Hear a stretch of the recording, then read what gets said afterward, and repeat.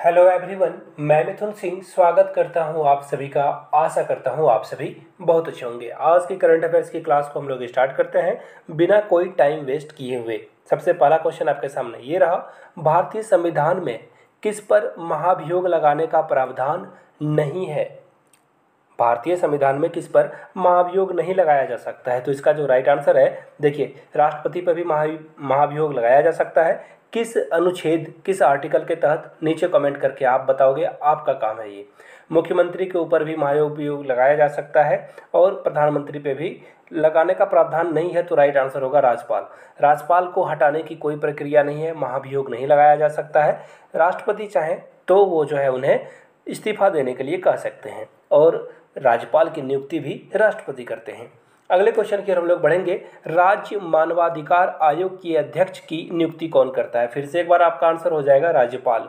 राज्यपाल, जैसे देखिए राष्ट्रपति के नाम से सारे फैसले लिए जाते हैं, उनका सिग्नेचर होता है, उसी तरह से राज्य में राज्यपाल राष्ट्रपति की तरह कार्य करते हैं। अगले क्वेश्चन की ओर हम लोग बढ़ेंगे, जो कि बहुत ही इंपॉर्टेंट क्वेश्चन है और यहाँ पे घोषणा गलत लिखा हुआ है। देखिए, मैं फिर से इसे ठीक कर देता हूँ। और अगले क्वेश्चन की ओर हम लोग बढ़ते हैं, जो कि आपके सामने ये रहा, भारत में देश में पहली बार आपातकाल की घोषणा कब की गई थी? 1952 में, 1962 में, 1971 या फिर 1975? तो देखिए, इसका जो राइट आंसर होगा वो होगा 1962। इंडिया और चाइना दोनों 1962 में वॉर लड़ रहे थे और उसी समय पहली बार स्टेट ऑफ इमरजेंसी की घोषणा की गई थी। पंडित जवाहरलाल नेहरू उस समय देश के प्रधानमंत्री थे। भारत के उस समय के राष्ट्रपति कौन थे? नीचे कमेंट करके आप लोग बताइए। इंटेलिजेंट व्यक्ति ही इस तरह के आंसर कर पाएंगे। अगले क्वेश्चन की ओर हम लोग बढ़ते हैं। द्वीपीय, देखिए, द्वीपीय महाद्वीप किसे कहा जाता है? तो देखिए, इसका जो राइट आंसर होगा वो होगा ऑस्ट्रेलिया। कहाँ है ये? राडी नंबर, ऑस्ट्रेलिया इसका राइट आंसर होगा। अगर आपसे पूछ दिया जाता महाद्वीप का द्वीप किसे कहा जाता है, तो आंसर आपका क्या होता? महाद्वीप का द्वीप एशिया को कहा जाता है। और देखिए, यूरोप में आपको कोई भी मरुस्थल नहीं मिलेगा, कोई भी डेजर्ट नहीं मिलेगा। तो ये सब क्वेश्चन भी आप पेन पेपर पे नोट करते जाइए। अगले क्वेश्चन की ओर हम लोग बढ़ेंगे। इंद्रावती राष्ट्रीय उद्यान कहाँ स्थित है? याद रखिए, ये छत्तीसगढ़ में स्थित है। फैक्चुअल क्वेश्चन है, इसमें ज़्यादा डीप जाने की ज़रूरत नहीं है। मौसमी परिवर्तन की छत किसे कहा जाता है? बहुत इंपॉर्टेंट क्वेश्चन है ये। क्षोभ मंडल, देखिए, क्षोभ मंडल को जो है, क्षोभ मंडल सबसे नज़दीक का ये मंडल है। क्षोभ मंडल पृथ्वी के सतह से सबसे नज़दीक का मंडल है। पहली बात, अगर आपसे पूछा जाए सबसे कम तापमान किस मंडल में होता है, तो राइट आंसर आपका होगा मध्यमान, यानी कि सबसे लो टेम्परेचर आपको यहाँ पे देखने को मिलेगा, सबसे कम तापमान। और रसायन मंडल भी इसे कहा जाता है। इसे क्या बोला जाता है? समताप मंडल को ही क्या बोला जाता है? इसे बोला जाता है रसायन मंडल, यानी कि केमिकल जो है इसे बोला जाता है, याद रखिएगा। बढ़ेंगे अगले क्वेश्चन की ओर, जो कि आपके सामने ये रहा। विश्व का सबसे ऊंचा पर्वत शिखर कहाँ स्थित है? तो अब बस आपको बताना है सबसे जो बड़ी चोटी है, सबसे लंबी चोटी है, वो कहाँ पर स्थित है। तो देखिए, ये है हमारा पड़ोसी नेपाल, जहाँ पे आपको मिलेगा माउंट एवरेस्ट। देखिए, माउंट एवरेस्ट की जो ऊंचाई है, नीचे कमेंट करके बताइए। पता नहीं कितने बार एग्जाम में आ चुका है ये। थोड़े काम आप भी कर लिया करो और कमेंट में आंसर दे दिया करो। और अगले वीडियो में जो सारे क्वेश्चन मैं पूछ रहा हूँ, उसका आंसर जो करेगा, स्क्रीनशॉट पहले वीडियो में उसकी लगा दी जाएगी। विश्व का सबसे ऊंचा पर्वत शिखर कहाँ स्थित है? तो नेपाल है, आपको पता है, बहुत अच्छी बात है। लेकिन नेपाल में जो सबसे ऊंचा शिखर है उसे कहा जाता है सागर माथा। याद रखिएगा, सागर माथा। एग्जाम में बहुत बार ये भी क्वेश्चन आ चुका है। बढ़ते हैं क्वेश्चन नंबर नेक्स्ट की ओर। किस ग्रह में चंद्रमा की तरह कलाएं होती है?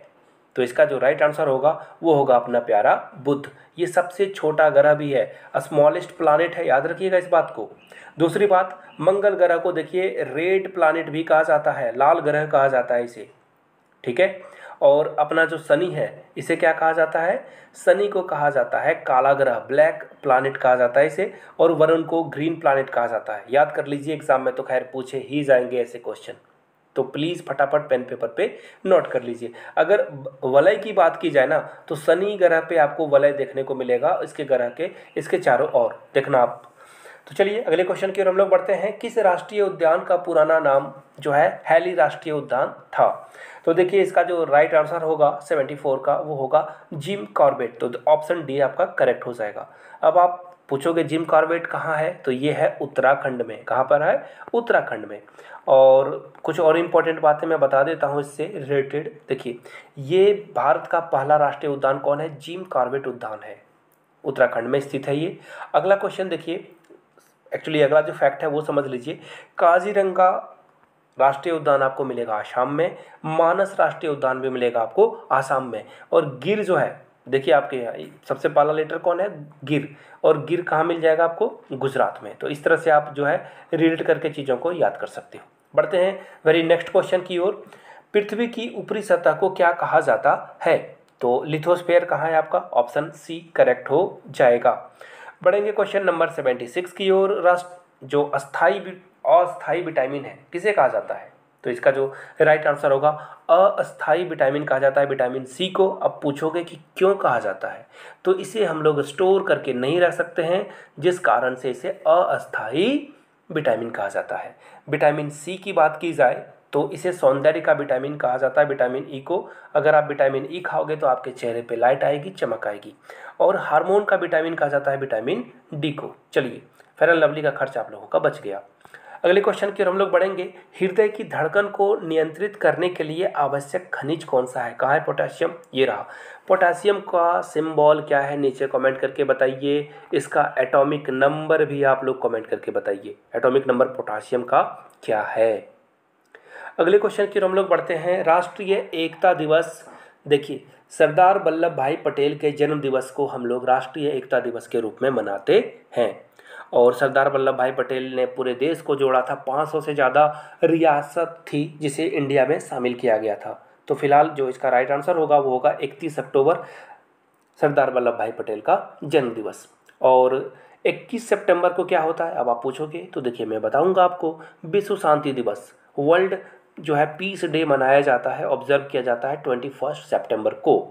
23 दिसंबर को क्या किया जाता है? तो 23 दिसंबर को जो है नेशनल फार्मर डे डिक्लेयर किया गया है, इसे याद रखिएगा 23 दिसंबर को। अब आप पूछोगे कि 9 अक्टूबर को क्या मनाया जाता है, तो मैं कहूँगा कि कुछ आप भी गूगल कर लो, आंसर नीचे कमेंट बॉक्स में बता दो। आप भी मुझे बताओ ना, नीचे बताइए आप कमेंट करके।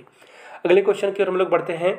ग्रीन हाउस गैसों की संकल्पना यानी कि ग्रीन हाउस गैस टर्म के बारे में किसने बताया? सबसे पहले इस कॉन्सेप्ट को किसने रखा?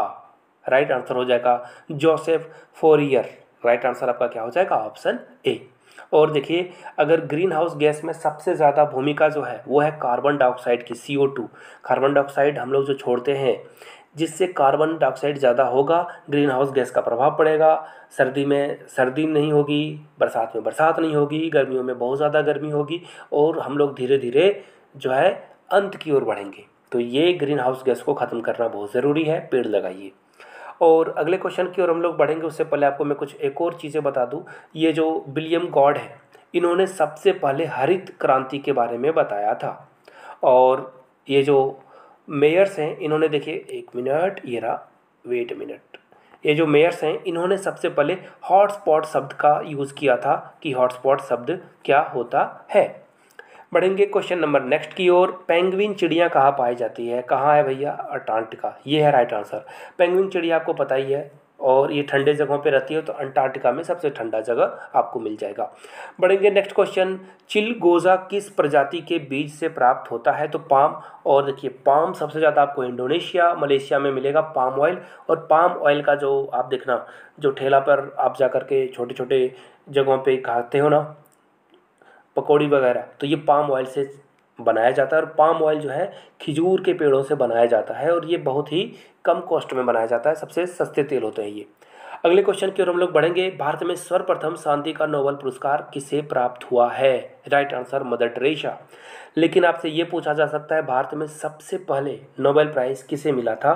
तो इसका राइट आंसर होगा रविंद्रनाथ टैगोर। कहीं कहीं पे ये नाम आपको रविंद्रनाथ ठाकुर भी मिलेगा, घबराना नहीं है, दोनों शख्स एक ही हैं, दोनों पर्सनैलिटी एक ही है। रविंद्रनाथ टैगोर के बारे में एक और बात आपको मैं बता दूं, इनकी जो साहित्यिक जो लिटरेचर था इनका, गीतांजलि के लिए इनको सबसे पहले साहित्य नोबेल प्राइज़ दिया गया था। नीचे कमेंट करके बताइए कौन से साल में इनको नोबेल प्राइज़ मिला था, किसके बारे में बात हो रही है? बात हो रही है रविंद्रनाथ टैगोर या ठाकुर जी के बारे में, कमेंट करके बताइए आप। नेक्स्ट क्वेश्चन की ओर बढ़ेंगे। कछुआ का जीवन काल कितने वर्ष का होता है? 300 साल तक कछुआ जीता है। और कछुआ वाली कहानी तो आप लोगों ने सुनी ही होगी। चलिए अगले क्वेश्चन की ओर हम लोग बढ़ते हैं। नेक्स्ट क्वेश्चन आपके सामने ये रहा, किशोरावस्था में किस हार्मोन का निकलना बंद हो जाता है? तो इसका जो राइट आंसर होगा वो होगा, देखिए यहाँ रहा ऑप्शन, ये वेट अ मिनट,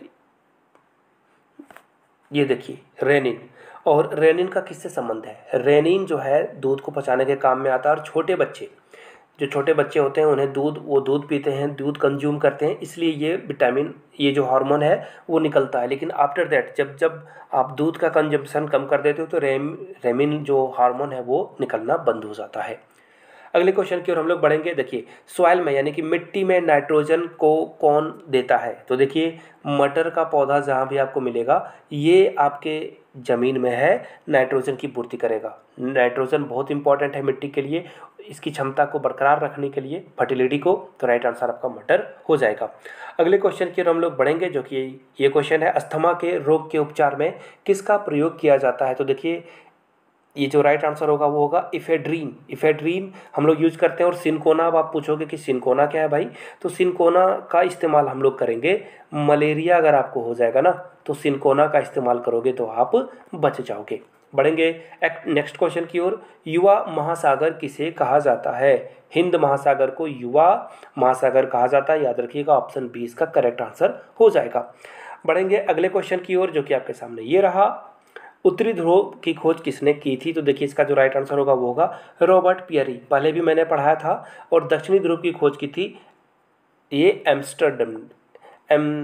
एमंडसन ने, तो राइट आंसर बी होगा। लेकिन उत्तरी ध्रुव की खोज की थी ऑप्शन डी रॉबर्ट पियरी ने। अगले क्वेश्चन की ओर हम लोग बढ़ते हैं, और ये क्वेश्चन का जवाब आप दोगे नीचे कमेंट बॉक्स में, इस क्वेश्चन का आंसर आप लोग दीजिए। Thank you so much for watching this video, have a good day.